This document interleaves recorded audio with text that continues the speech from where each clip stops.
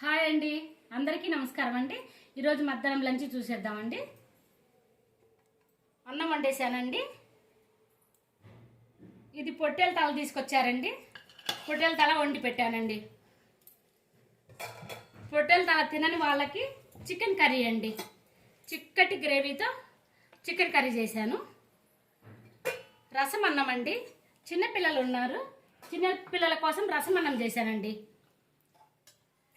కందిపప్పు చారండి. ఇవైతే మా ఇంట్లో అందరు ఇష్టంగా తింటారు. ఖచ్చితంగా కందిపప్పు చారు కావాలండి. చపాతీలు చేశాను. చింత చిగురు పచ్చడి అండి.